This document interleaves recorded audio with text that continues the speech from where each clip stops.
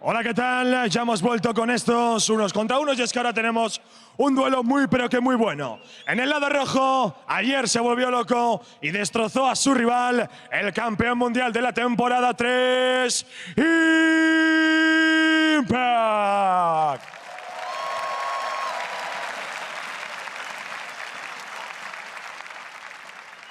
Y para el equipo hielo, a veces el amor duele, es ClearLove.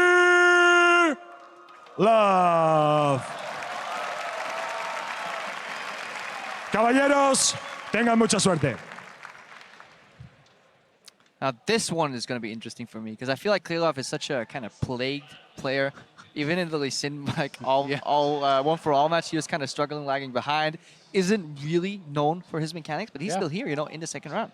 And he beat Bjergsen, right? Yep. Like, so this is out of something, all people, yeah. Yeah, it's something where these guys, even though there are differences, the differences are not big enough that if you make a mistake, the other person can't win, right? And Bjergsen did make that mistake. He capitalized on it. And going up against Impact, on paper, that should be a lot easier than Bjergsen was. And it also kind of confirms there's this hypothesis that 1v1 is all about mechanics.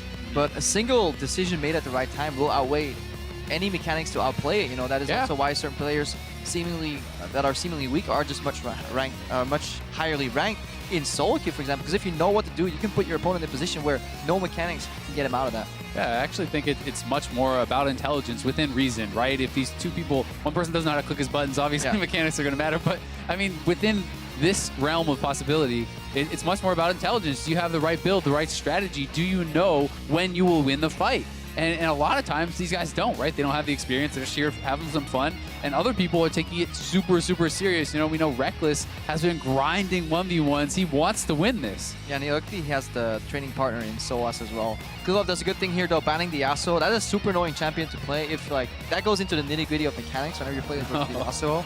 Right now, they're hovering. Guys, remember, if you are just tuning in, there is a giant, massive screen next to these guys, so they can just glance up, see what the opponent actually has selected, and which runes and masteries he's running. They can also talk to each other in-game. Yeah, and some of these players will agree to just play a mirror matchup, and they can be pretty fun. Varus versus Varus could be kind of interesting. It could also probably just come down to CS. Can be boring. Yeah. They can't actually see runes and masteries. I'm wrong there, but they can see which summer spells rather that they're using. And Impact, to talk a little bit about how he played yesterday, he actually played against Mouse, and he was actually able to tower dive Illusion as the Olaf, take him out with last possible swing before he died to it, and oh boy. That'll be interesting. Urgot!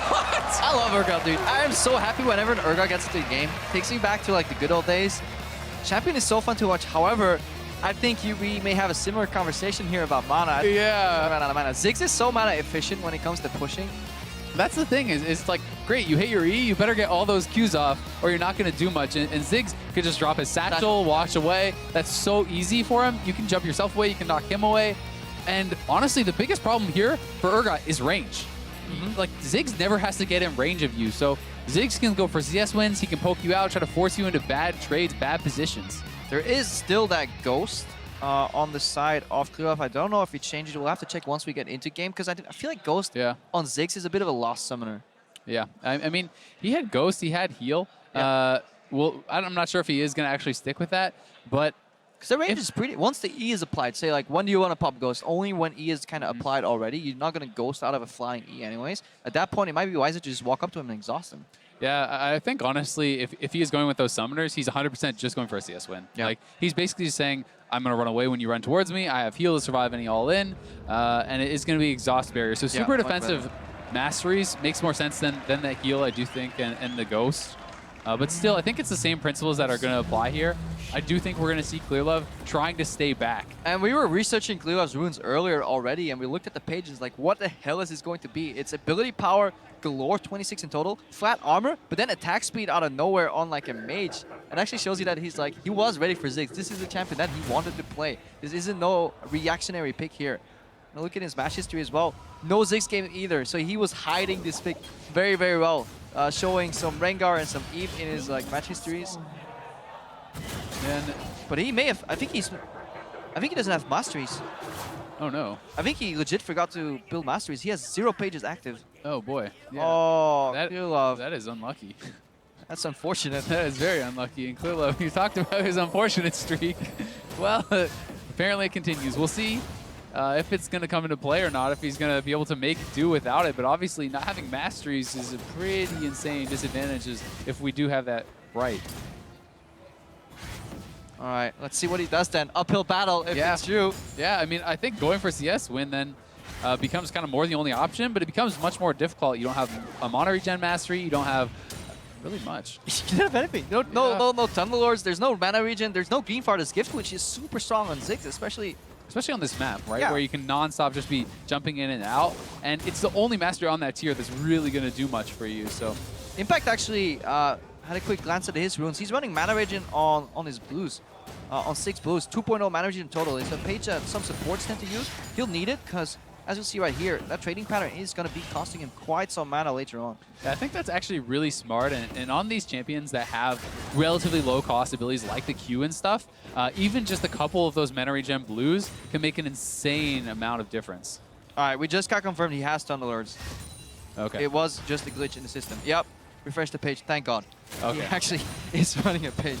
This is really good. Still, I'm a little bit interested to see that he is actually going to be going for Merciless instead of the mana regen challenge. So he's 4 points in Merciless there. And look at that trade. But I just don't see you really winning the fight by killing the Urgot. So to me, you'd rather have the mana regen. You'd rather stay back, be able to have the additional wave clear. But there is an argument for both sides. I mean, you need to keep some threat at least. You know, if at one point you can never fight back, if this guy overextends to the minion wave, you need to be able to punish him.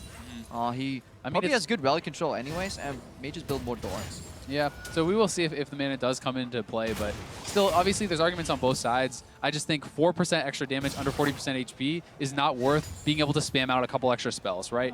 You know, if you hit one extra spell, one extra satchel, that can be more than the difference there. Yeah, definitely if it's kind of a death of 1,000 cuts. Really good connection here by Impact. The Ignite! Too. Good barrier. Nicely timed, just not enough. That should be final tick. Yeah, ClearLove lives. But he loses the zone and the base timing, and he's already behind in CS. If Impact had enough confidence, he actually maybe could have got that last auto in there, but it's really risky because the turret was there. He would have had to wait for the Ignite burn. I think if he could play this again to Impact, he would have exhausted, so he could stay close enough to get that final auto. But remember, there is still that barrier that could have soaked more damage. I think the tier is a little bit silly. I mean, yes, it does have that mana regen, but I'd rather honestly see build something else, like even like a Forbidden Idol or something random like that, just get a bit more mana regen that way, because this feels like this is something that is not going to be as useful right now. I'd rather see an extra Dorans, things like that. It just gives you, it gives you good mana stats though. Like it allows you to do so much. If you need to like unload a full mana bar on the Ziggs, ClearLove has shown that he can't even be competitive in trades. Like the Ziggs counter damage is not big enough, and this is just Impact's wheelhouse. And the beauty of Urgot as well, that he can poke so much while freezing a wave. Because spells will not really draw the aggro for him. See how it does work out. If he did just have 700 gold, I mean, there's not really a great buy that he could grab there, unless you want to go Doran's Longsword, Doran's Boots, something like that. Because boots can be pretty effective. If you can get in range for the E, can be pretty big. And he's able to just keep landing. He's going to go here with the slow from W. ClearLove's in trouble. ClearLove has to run. He should exhaust him. Oh, okay. So that's really important on Urgot. When you connect, you really want to get that slow applied from when you pop that W. Keep ClearLove in range. You are walking headfirst into Ziggs spells though. It's very easy for ClearLove to answer. And on level 6, there is more damage that comes out of ClearLove than Impact generates. He needs to kind of swap for the resistances as he sees the bomb coming. I think that's the correct play to do. Yeah, I mean, the thing is, with that ultimate, it's flat damage reduction now. You know, it's a percentage damage reduction. That on top of the exhaust is going to nullify so much of the damage. And we have seen, it seems like, oh, this would never happen, but you could swap them into the turret. We've seen things like in the Smeb game, right, where we saw a pull onto the turret, end a game. The same thing can happen here if ClearLove kind of slips up even for a little bit. Or even if you can swap him into a cannon wave of yours, for example, and make him fight you there, the cannon retaliating could be the difference in a fight. Yeah, definitely very important. But at this point, doesn't look like we're getting any fighting. Impact really just parking the wave in the middle of the map with a soft freeze. This will eventually push out, but it'll take a long time. And every time he gets close, oh, here he goes. He got 6 first. That's an exhaust. Good satchel blocked out. Impact still whacking away here. Good Q connect. That should be it. He needs one more Q. Oh! He got the barrier out, though, thankfully enough. So ClearLove. Oh, no! He walked back in! Oh! The E dot takes him out, as Impact wins again. And that was scary because if the poison didn't burn him down there, he might have been too close to the turret. Yeah, he may have just kept on walking. Yeah. Just run it down mid. Run, Impact, run. Yeah. But Impact comes up big again and with a non-traditional pick wins on the Urgot here. Against not happy. He's like, this champion should be dealing more damage. Yeah. I mean, that's the thing. It's champions that you don't always play against, you don't always see. Urgot definitely worked out very well. Impact was able to hit so many of his E's and constantly showed out those Qs. Yeah, and also, like, Urgot's passive, to my knowledge, did not get changed right. So he still has that innate damage reduction. He's one of the best 1v1 traders in the game because when he applies his passive, any damage ClearLove wants to retaliate is just awesome. Maybe ClearLove practiced all these trades on Ziggs and has a certain damage in mind, plays against Urgot, it's like, wait, this guy's really tanky all of a sudden. Yeah. Because of the passive. And once again, we talked about not respecting the ultimate. He was too close, right? Yep. He's not kind of counting the minions. He's not really keeping in track. The fact that Impact had more XP, was ahead there. He hit 6 first, lands the ultimate, and then it's so hard for ClearLove to really win from that situation because Impact got on the right side of the satchel, so he can't satchel them away. As long as you stay with the Ziggs, he can't separate you. Definitely. If it's double satchel, same direction, you're winning out. And that goes back to the way Impact played it earlier. Had a really couple strong pokes and zones, which got him a CS advantage in terms of solidifying the first base. But also, I think he denied a little bit of experience, which means if you hit level 6 first, you have kind of half a level of buffer combined with a frozen wave there. That's what he got from zoning so well in the early game. And that forced ClearLove to step up because he was getting denied much more XP. Every single minion that was dying got too close, just like you said, swapped, and then Satchel did not work out. And Impact has been known for crushing in these 1v1s in the top lane. Obviously, most people, I think, are expecting the mid laners to be the ones who are smashing through this, but it hasn't been the case so far. And Impact is in the quarterfinals now, and he's doing very well. That's one thing where AD carries and top laners have a little bit more knowledge. It is in just trading in the wave, honestly. On bot lane, obviously, there's support interaction, but on top lane, you're playing on an island. You definitely are more cognizant of what an auto attack does to the wave positioning and how much damage minions deal. Because in mid lane, so often you're playing wave, mages rather, that kind of AoE with spells. Spells do not draw minion aggro, auto attacks do. So top laners, technically in that instance, have a bit of an advantage. Yeah, definitely. And I do think that there are a lot of mechanically very difficult top laners to play as well. Like, obviously, the famous ones are more the assassins in the mid lane and stuff, but there is still a lot going on in the top lane, like as far as mechanics. You know, even playing champions like Echo and stuff, there can be some pretty impressive plays. But I believe we are going to send it back to stage, and we're going to find out who's coming up next on Murder Bridge.